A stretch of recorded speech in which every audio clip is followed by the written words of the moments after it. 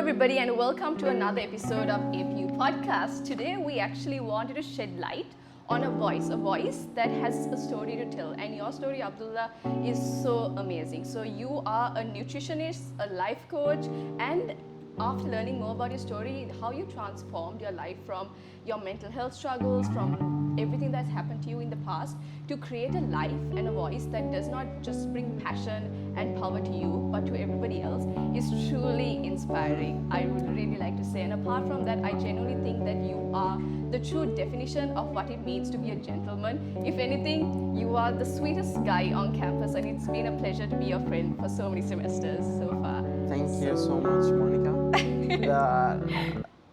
Oh my God. You can cut this, right? You can cut it? Don't cut it.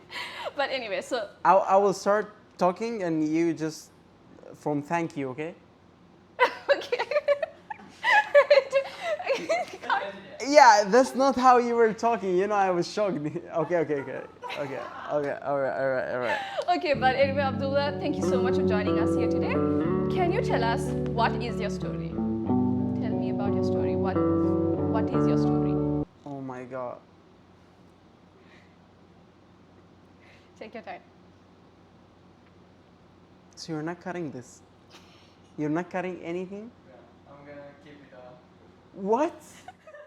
I'm gonna cut it after in the editing process. Oh, right. So let me just like reply to this beautiful introduction. Like, okay. Thank you so much for the beautiful introduction. So let's go back to our your first question. How? What is your story? Can you share what your story is? What is your Okay. story here in APU, especially coming to Japan?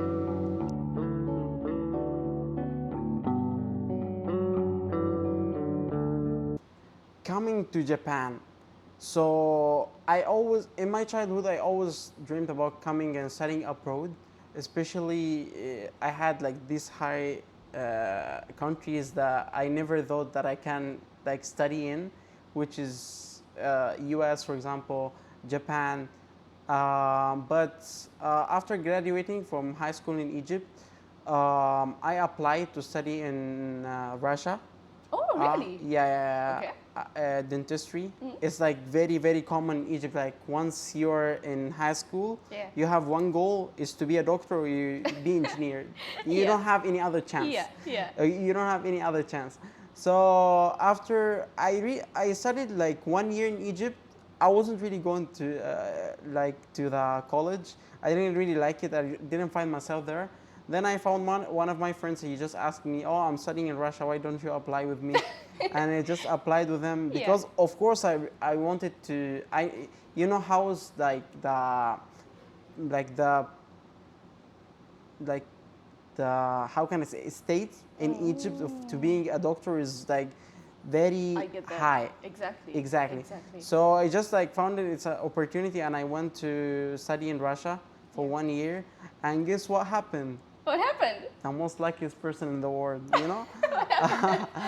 The war between Russia and Ukraine started. Right? So I was studying online. I was supposed to go to Russia by March, okay? But the war started, I think, in February 1 month 20, before yes, I exactly. should go, you know? Yeah. Then I just end up not going. I My father understand. told me it's not safe. It's not safe to go. So I had no option either to stay in Egypt or find another like country to study in and stuff. But my sister, Yeah. she applied to APE before. Really? Okay. And she got accepted then, but she didn't come to APE. She went to another country. And she recommended me, why don't you study in APU? Okay. It's time to apply for a full semester. That's so you know? cool. Wow. Yeah. And I was thinking, Yeah. Japan? I didn't know anything about APU, about Yeah, Japan. yeah. But, Japan, you know this image, like for any foreigner, anime, Exactly. this, Exactly. let's go. But I think you've definitely changed what it means to be a student in Japan, apart from the anime and whatever culture. Yeah, we have, right? It's completely different. Exactly. Just completely different. Can you tell us a little bit about seen that you're a nutritionist and a personal Yeah, life coach, right? yeah. What does that mean? What does that look like In Japan, in Japan? Yes. You are a personal Oh, trainer. So yeah. how does that look like? How did that come about? can you explain what do you mean? I don't get it. How did you start your journey as a Ah, personal fitness trainer in Japan? In Japan. So before coming to Japan, I used to coach people in Egypt, like Wow, close friends, and like maybe some people who used to see me in the gym. I didn't really work as a officially, a personal trainer, but I was doing it of people who trust me. And when I came to Japan, I started to be independent. So after two years, I think I was like just thinking of people were asking me, Yeah. why don't you coach me or stuff? Yeah. And I wasn't really doing it in person. It was online coaching. So I yeah, yeah, yeah, yeah. Okay, So okay. from Egypt, I Yeah. used to coach people online, and when I came to Japan, I started to how can I say, advertise for this. I You know? see. Okay, okay. Yeah, yeah, Can yeah. you share what made you start to become a personal life coach? Was there a moment when you were in your childhood where you realized you want to like get into the gym culture and start working on your fitness? How did that come about? Oh my God.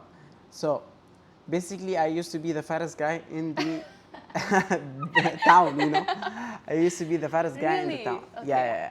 So it just was very, very hard for me and tough time for me from my childhood to my middle school, like primary school, middle school, high school, until until my high school.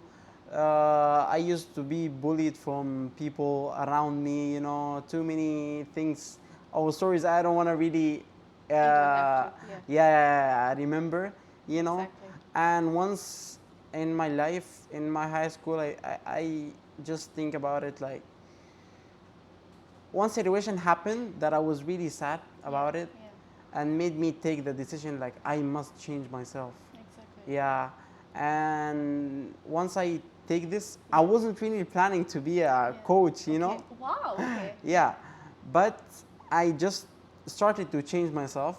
Okay. Once I started, I didn't really know how to. I have no idea.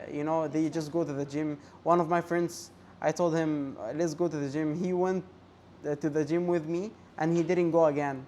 Okay. But since that day, I didn't quit the gym from 6 years, I think. How So, do you feel like your past experiences, especially the ones you mentioned as a child, Yeah. how do you feel like they've impacted your fitness journey so far up to this date? mm, I think I would say like it's kind of motivation Yeah. to make me never give up. Yeah. Exactly. So whenever I feel like it's not the time or I should give up, I just remember these people who are going to be happy to see me failing. They are waiting to see me in this situation, or I might be.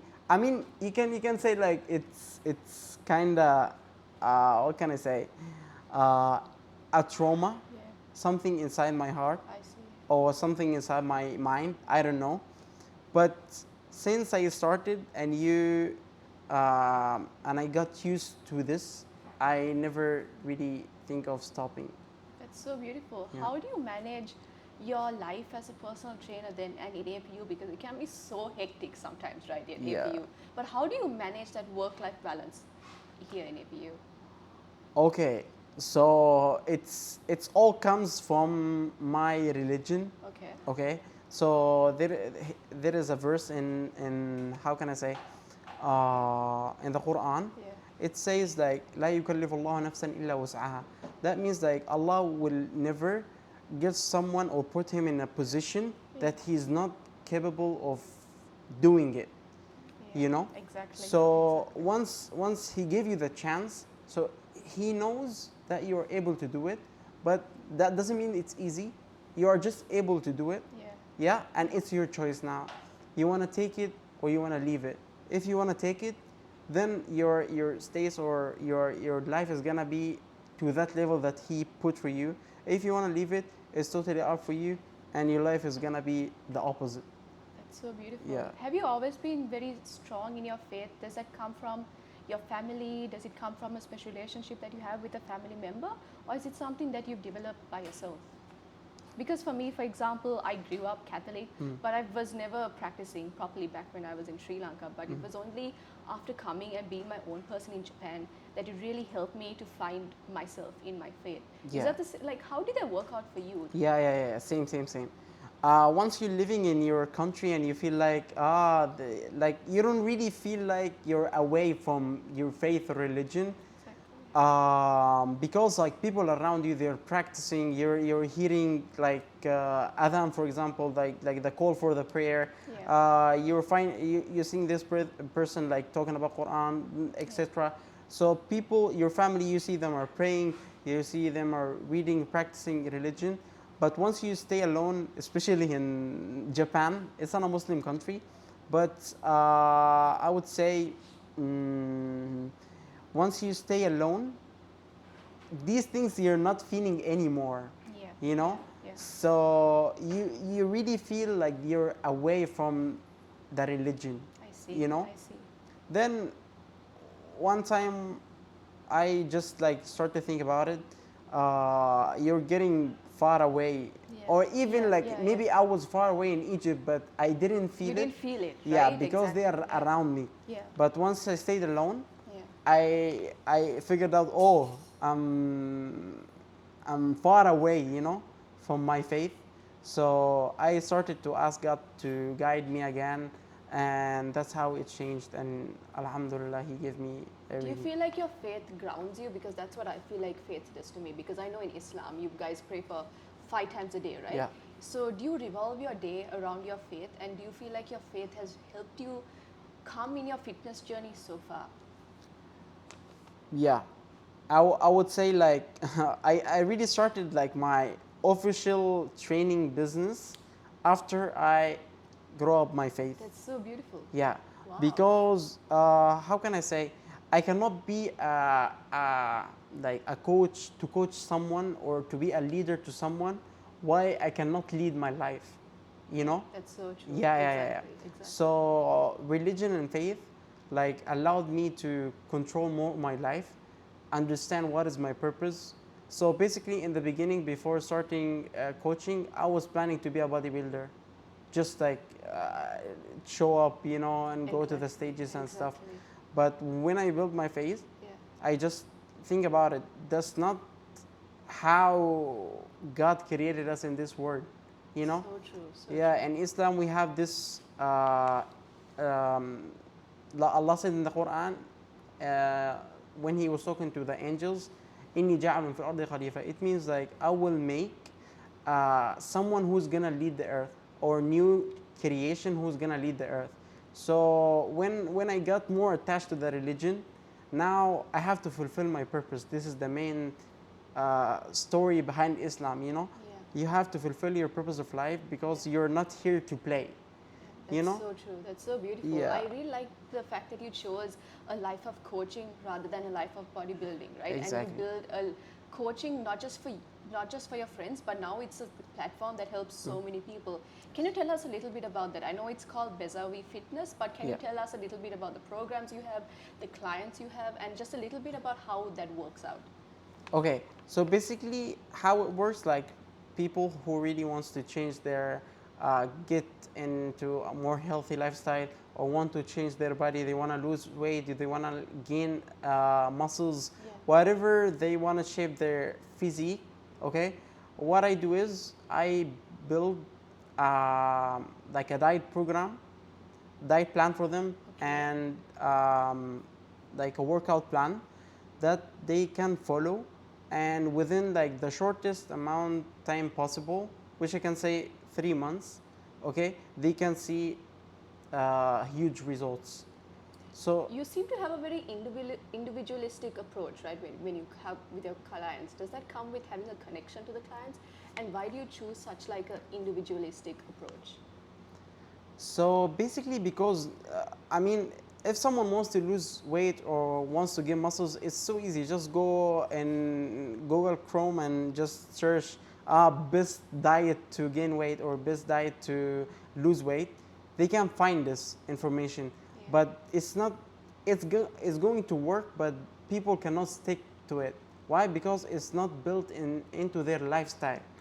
But what I do is I make a diet plan that they from food they like, from and I put the meals in times that fits their schedule. Workout is the same. For example, some people have some medical conditions that Yeah. they cannot, for example, work out their calves. Okay, I have too many alternatives. Yeah. Yeah, some kind of this. So that's how it's different from just following any diet program. The more it's customized, the more it's easier for him to follow. So That's so That's it. cool. Can you tell us like I really like to know, like can you tell me about like one of your clients? Like you probably have a very good relationship with your clients, right? Yes. Can you tell me like a story that's really stood up to you or like stands out to you in terms of a client whose journey you've experienced and you've seen a client come so far? Is there anybody that comes to your mind? of course, Who? Tell me. my brother. Your brother. Okay, that's so cute. Yeah. Yeah. So basically, I train people mostly all over the world. Yeah. I won't say all from all the countries. Okay. Okay. But that one story that stood to me is my brother's story. Why? Because of course he's the most closest to my heart. You know, and seeing myself are able to help him, because I see him like struggling in his life like I was. You know, he is facing the same How problems. old is your brother? Huh? How old is your brother? He is now 18. Okay. 18, yeah. So he also used to face these problems, and I just told him, let's do it, and I started to post his journey and to my cute. Instagram month by month, and the way he changed it, like now, it's completely It's different. different. That's so beautiful. Yeah. Apart from that, what motivates you? I know religion plays a massive impact on your life, right? But apart from that, do you feel like your clients motivates you as well?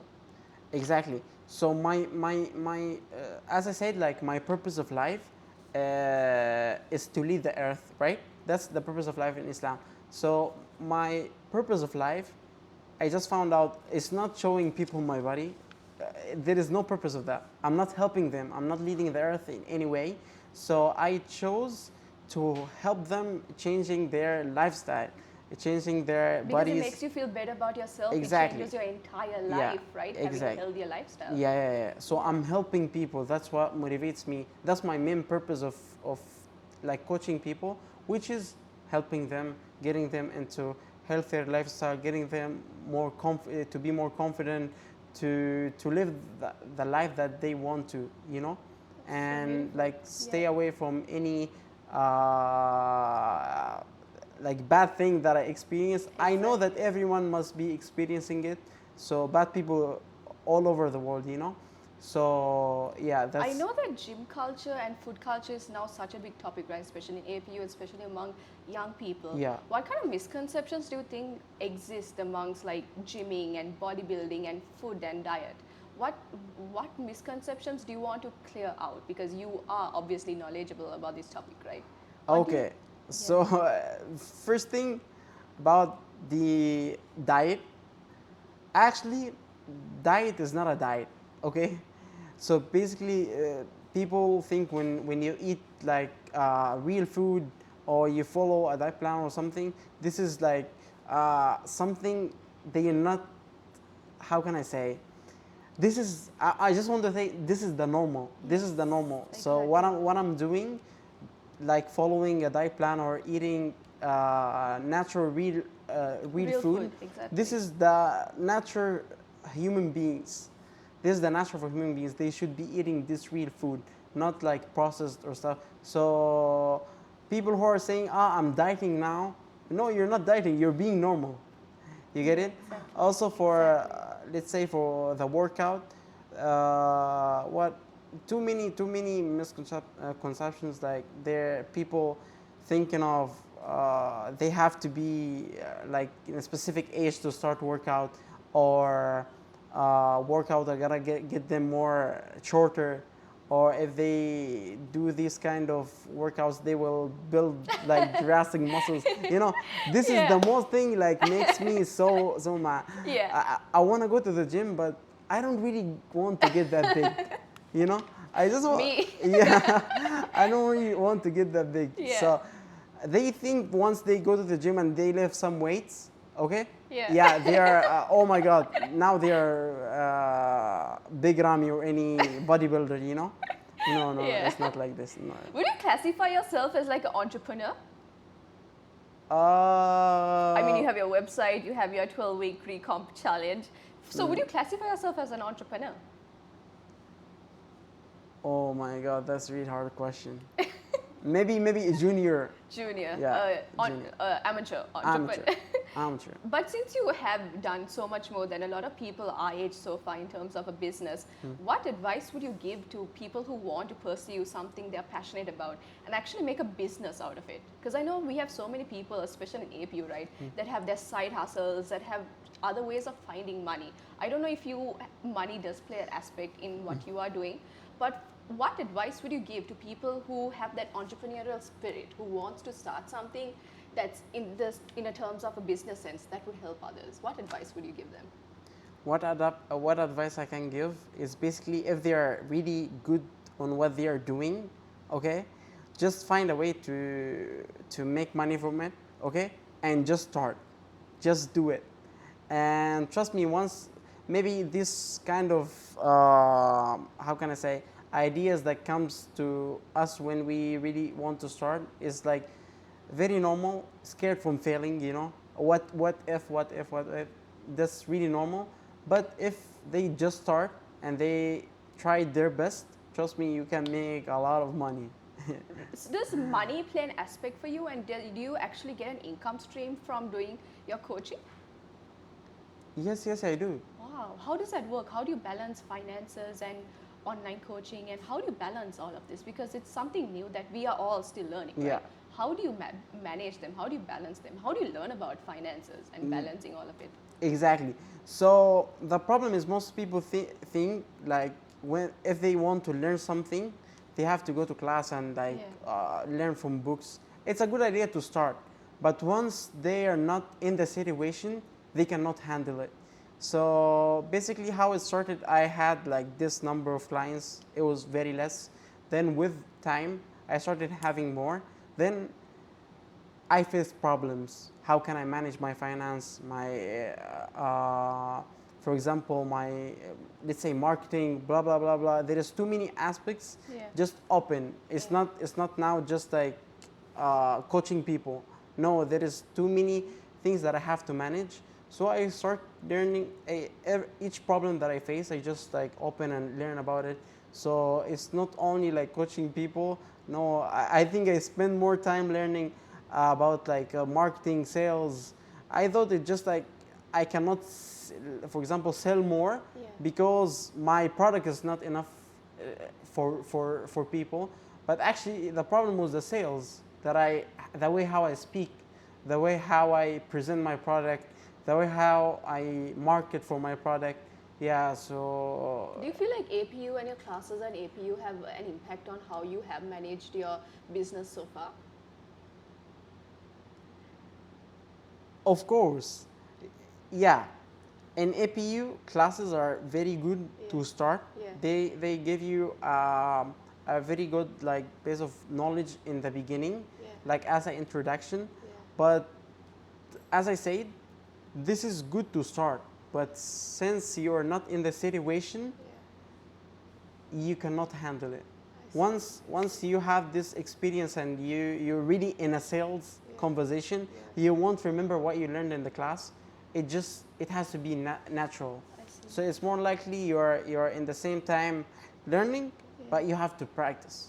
You have to have the experience itself. The practical aspect to the theory of it. Exactly, right? exactly. You've had such an amazing journey so far, especially from your childhood and everything that I've read about you so far.